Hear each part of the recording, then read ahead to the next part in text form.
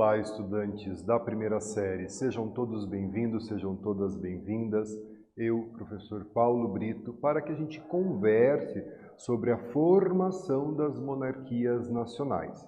Essas formações, das monarquias nacionais, principalmente na questão de Portugal e Espanha, elas acompanham aí o desenvolvimento, a chegada da Idade Moderna. Então, elas acontecem ali na transição do período medieval para o período moderno, quando volta novamente a centralização política. Você deve se recordar que, durante o período medieval, o poder ele era descentralizado, ou seja, haviam vários polos de poder dentro do mesmo espaço geográfico. Com o fim da Idade Média, a chegada da Idade Moderna, nós vamos ter a centralização política nas mãos de um monarca. E é isso que a gente vai discutir na aula de hoje. Convido você a olhar o objetivo, olha lá, compreender as especificidades da formação do Estado Nacional Português e da formação do Estado Nacional Espanhol. Vamos olhar como que Portugal se formou enquanto país. Ele, que é uma das monarquias mais antigas da Europa, foi um dos primeiros países a se unificar, a fazer a sua centralização política.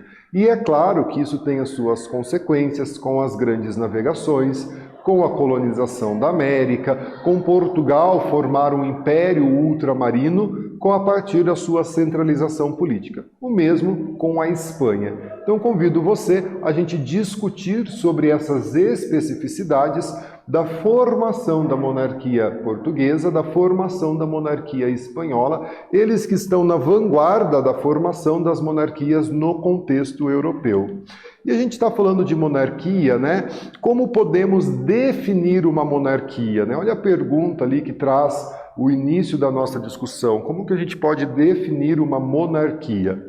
Galera, a monarquia ela é uma forma de governo.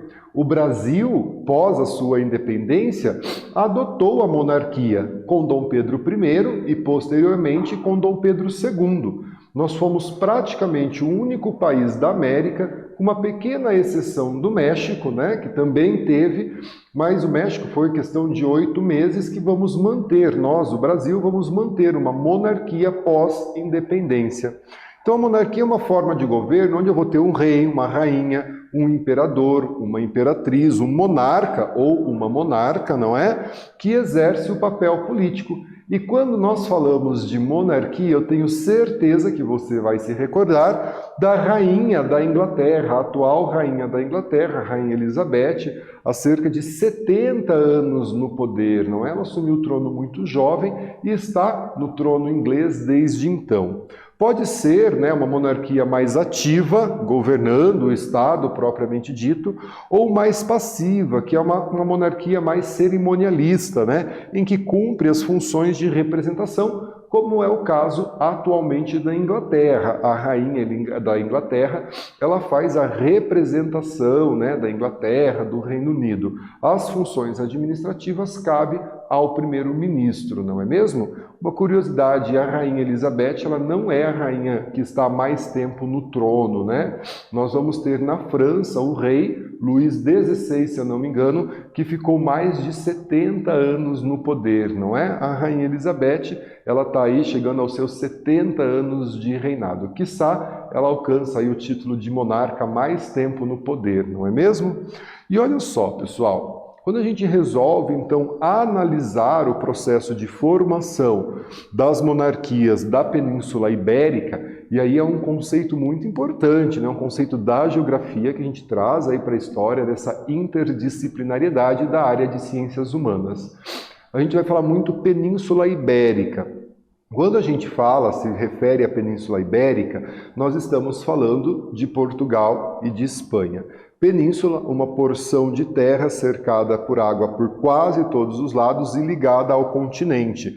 Então, quando você olha o mapa que nós temos ali na nossa tela, essa região aqui, em verde, marrom, chegando ali até o reino dos francos, que vai dar origem à França, nós estamos falando da Península Ibérica. Então, compreender, analisar esse processo da centralização política que ocorre na Península Ibérica a partir do século XII, ali por volta dos anos 1100, é fundamental para que a gente compreenda a formação desses dois países, né, a presença de outras culturas, principalmente da cultura árabe-muçulmana ali no sul da Península Ibérica, bem como, pessoal, as suas relações com a história, né, da América. É a partir dessa centralização política precoce frente aos outros países da Europa que nós vamos ter Portugal e Espanha ganhando os mares e chegando ali no finalzinho do século XV aqui na América e posteriormente a colonização. Quase todo o continente americano é colonizado por Portugal e por Espanha.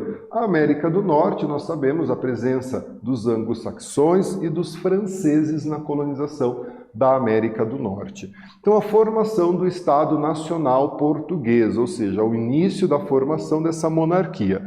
No século XI, um nobre de nome Henrique de Borgonha participou da Guerra da Reconquista. O que é essa Guerra da Reconquista? É a luta de expulsão dos árabes muçulmanos que estavam na Península Ibérica. Então, a presença desses árabes muçulmanos ali na região da Península Ibérica, principalmente ali, né, devido à navegabilidade, à proximidade da Península Ibérica com o norte da África.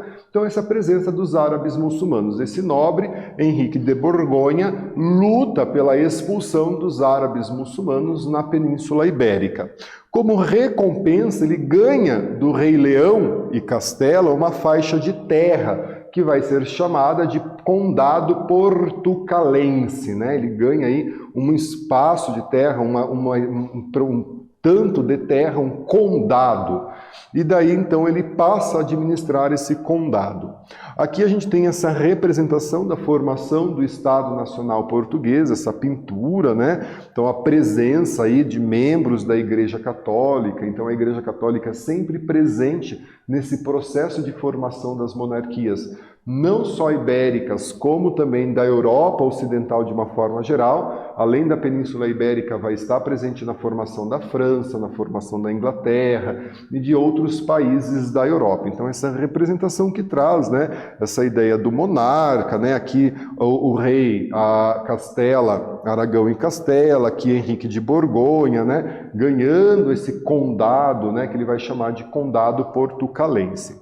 O filho de Dom Henrique, que é Afonso Henriques, com S mesmo, o Afonso Henriques continuou a combater aos árabes e, ao mesmo tempo, ele lidera a luta para reconquistar a independência do Condado Portucalense. E aqui essa representação de Dom Henriques, rei de Portugal, ali por volta do século XIV, não é? Então ele já traz aí essa ideia de Dom Henriques como rei de Portugal, desse condado portucalense, nesse processo de formação da monarquia portuguesa. E aí a gente chega a uma atividade, né? Escreva um parágrafo sintetizando, né, essa ideia da formação inicial do Estado português. Responda a atividade e a gente volta com a correção.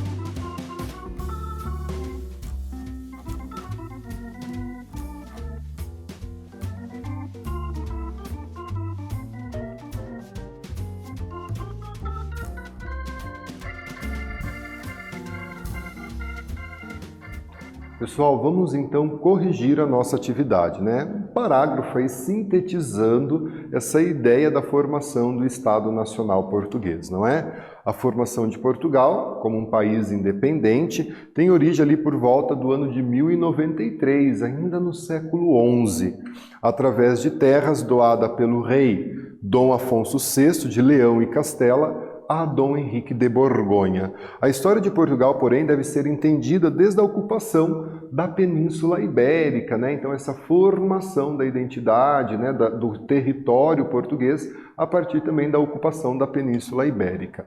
Em 1139, Dom Afonso Henriques rompeu com o reino de Leão e Castela e proclamou a independência do condado, né, formando ali um novo país, o Reino de Portugal. Então aqui a gente tem essa construção, né, aqui de Portugal, aqui essa área mais ao sul, que era então dominada pelos árabes, e a expansão desse condado aqui para essa região. Afonso Henriques, ele então vai se sagrar-se rei e deu início à dinastia dos Borgonhas. Ele é aí, por muitos, considerados o primeiro rei de Portugal, não é? Em 1249, eles vão incorporando outras terras, como, por exemplo, Algarve, na região sul, constituindo essa formação do Reino de Portugal. Como a gente viu, ele vai expandindo aqui o seu território mais ao sul, não é mesmo? Em 1383, aproveitando-se da morte do rei português, Dom Fernando, o rei de Castela, tentou usurpar o trono português. Aproveitando-se da morte do rei de Portugal, ele tentou aí reanexar o reino de Portugal à Espanha novamente. O povo português, liderado aí pela burguesia, venceu os castelhanos, e esse fato vai ficar conhecido como Revolução de Avis, né? Quando eles vencem a tentativa da Espanha de reincorporar os territórios portugueses novamente ao reino de Aragão e Castela. E aqui Dom João I, dinastia de Avis. Com a conclusão dessa Revolução de Avis, seu líder e mestre de honra militar, né, dessa revolução é Sagrado Rei, iniciando então a segunda dinastia portuguesa. Nós havíamos tido a dinastia dos Borgonhas e agora a gente inaugurando uma segunda dinastia. Retribuindo a ajuda recebida, os reis da dinastia de Avis deram grande apoio à burguesia portuguesa em seu projeto de comércio e navegação. Então a burguesia ajuda os reis portugueses a manter-se no trono e eles retribuem, né, favorecendo a burguesia nos seus projetos de comércio e navegação.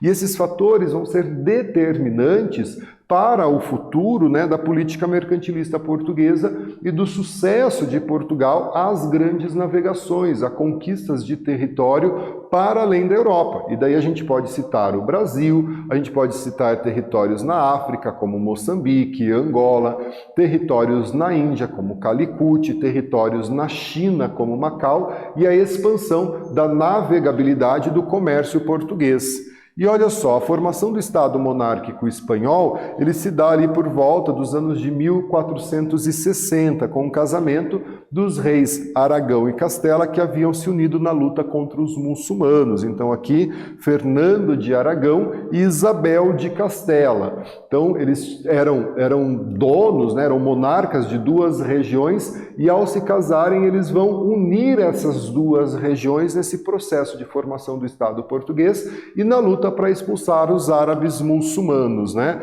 E aqui no mapa a gente vai entender um pouco essa formação do reino espanhol. A unificação das coroas, né, de Aragão e Castela lançou as bases para o Estado espanhol. Então aqui a gente vê em amarelo a coroa de Castela, os territórios que pertenciam a Isabel de Castela, aqui os territórios que pertenciam a Fernando de Aragão, mas aqui nessa região do Nordeste a gente já tem a fronteira com a França, e nessa parte aqui nós vamos ter o Reino de Portugal, como a gente praticamente conhece hoje. E é a partir da junção dessas duas coroas, de Castela e Aragão, que nós temos a formação do Estado espanhol. A unificação dessas coroas no século XVI fortaleceu a economia e a identidade do Estado Nacional espanhol, que vai se tornar uma das principais potências da Europa. Através do desenvolvimento comercial marítimo, conquistou riqueza de suas possessões coloniais Então nós sabemos que os espanhóis também vão vir para a América, né? Cristóvão Colombo é considerado o primeiro europeu a serviço da coroa espanhola a chegar na América no ano de 1492. A língua espanhola de Castela tornou-se, portanto, a língua oficial da coroa espanhola, da junção desses reinos de Aragão de Castela, de Isabel de Castela com Fernando de Aragão. E aí a gente tem a Península Ibérica atualmente, né? Esse espaço tão importante. Então, o Reino de Portugal, as duas principais cidades portuguesas, Lisboa, mais ao sul, e Porto, mais ao norte, e aqui esse espaço em azul, o Reino da Espanha, né, com a capital Madrid, as principais cidades, como Sevilha, Bilbao, Saragoça, Barcelona e Valência. E geopoliticamente muito importante, né, porque aqui nós vamos ter o Estreito de Gibraltar, onde o território espanhol, o território europeu, quase toca o território africano. Tanto que uma pequena faixa de terra aqui no Marrocos, a cidade de Ceuta, ainda pertence à Espanha nos dias de hoje, justamente para controlar essa navegabilidade do mar Mediterrâneo. Então aí apresento, né, para vocês o território da Península Ibérica nos dias de hoje. E aí a gente chega a uma atividade, olha só, no processo de formação do Estado moderno, dois grupos sociais se aproximaram do rei, que é a nobreza e a burguesia. Explique por que os monarcas receberam esse apoio. Responda a sua atividade e a gente volta com a correção.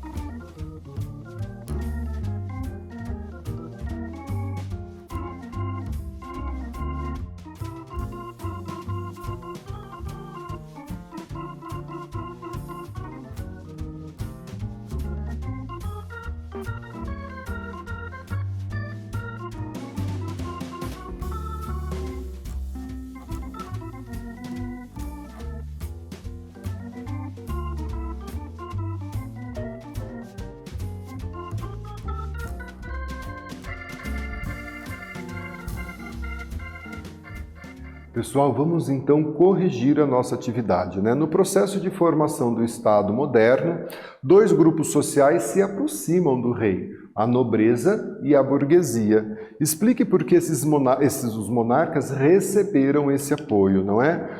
Parte da nobreza via, portanto, na monarquia que estava se centralizando e que vai se centralizar, um meio de preservar os seus privilégios, né? Como a isenção de impostos e o recebimento de pensões e de altos postos no exército, o que de fato eles vão conseguir, não é? Essa nobreza se aproxima muito do rei e torna-se aí dos pilares de sustentação dessa monarquia que se forma e que vai ter, mais para frente, como característica o absolutismo. Já a burguesia, por sua vez, percebeu a importância de uma monarquia para o sucesso dos seus negócios, essa centralização política, a unificação da moeda, e vai, portanto, apoiar o rei por meio de empréstimos, doações e ocupando aí cargos na administração do reino e financiando aí as grandes navegações. Pessoal, olha só, Leão e Castela proclamou a independência do condado, fundando assim o Reino de Portugal, né, doando essas terras e fundando o Reino de Portugal. Em 1249, incorporando as terras de Algarve na região sul, constituindo-se aí praticamente esse território de Portugal, como a gente conhece hoje. A unificação das coroas no século XVI, das coroas espanholas, fortaleceu a economia e a identidade do Estado Nacional Espanhol. Aqui estão as nossas referências de aula. Eu agradeço a sua participação, fiquem bem e até a próxima.